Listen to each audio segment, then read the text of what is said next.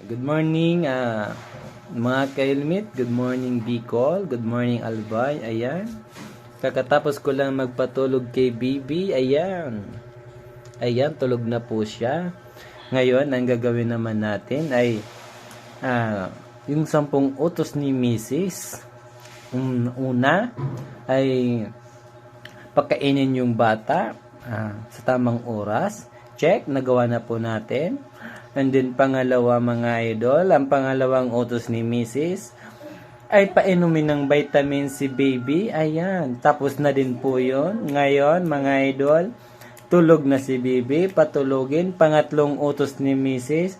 patulogin si baby. Ayan, check, tulog na po siya. Pang-apat na utos mga idol, laging i-check yung damit ni baby kung basa na. Palitan ito kung maaari. Ayan. Done. Check mga idol. Kakapalit ko lang ng damit ni baby. Ayan. Hindi ko na pinakita kasi sa inyo mga idol kasi mabilis yung pangyayari. Ayan. Mga idol. Pang-5 utos ni Mrs. Ayan. Laging i-check yung likod or yung ni baby. Laging lagyan ng bimpo o tuwalya yung likod. Tapos na din mga idol, nagawa na din natin. Ayan, inalis ko na mga idol kasi tulog na po siya.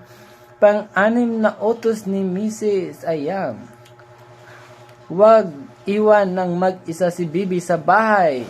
Ayan, nandito tayo ngayon mga idol. Ayan,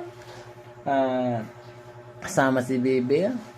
Pang-7 utos ni Mrs. mga idol, magsampay ng linabhan. Ayan mamaya mga idol, gagawin natin yan. Maglalaba tayo. Pang-8 utos ni Mrs. mga idol, maglaba. Ayan. Ayan mga idol, mamaya mga idol.